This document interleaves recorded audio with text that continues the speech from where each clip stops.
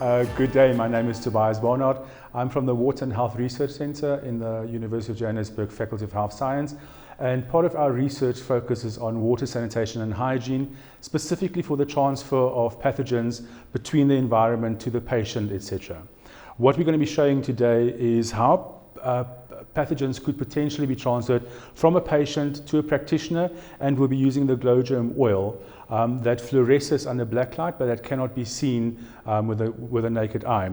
So what we've done is we've applied the Glo Germ to the face as well as to the one hand, and this was done for two reasons. The hand was chosen because the patient may not have had proper personal hand hygiene, meaning he would not have washed his hands after going to the toilet or working with food, etc.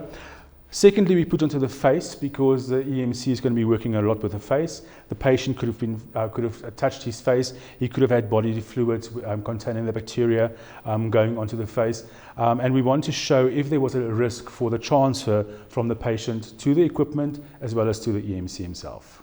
This is Connor from our emergency medical care department, and he will be packaging the patient, and then afterwards we will see where the Glo Germ transferred onto him.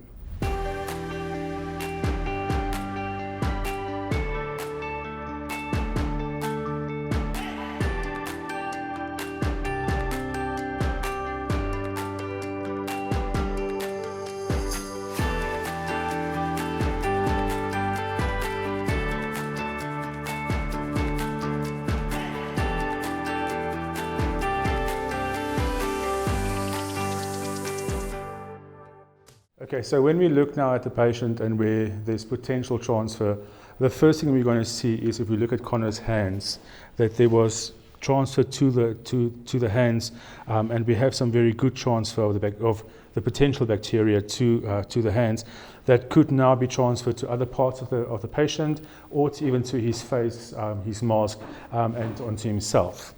If you look at the hands, there's transfer to the equipment itself.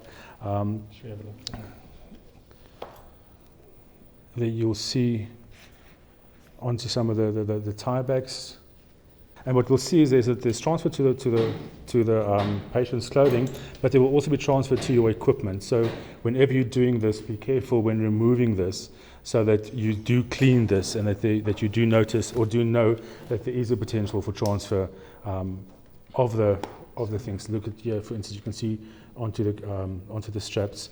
There should be onto the head as well.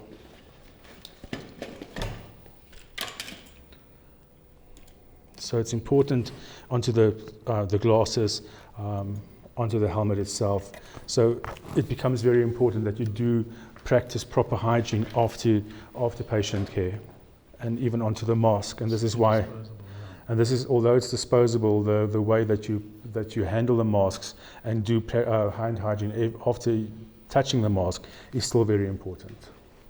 So as you can see, you will never know what part of the body or part of the equipment may be contaminated, and it's important that you keep that in mind, especially when working with a patient. You may want to touch your face. Consider all the hygiene practices associated with the mask, etc. Cleaning your equipment afterwards, and making sure that the environment that you store the things in are clean as well.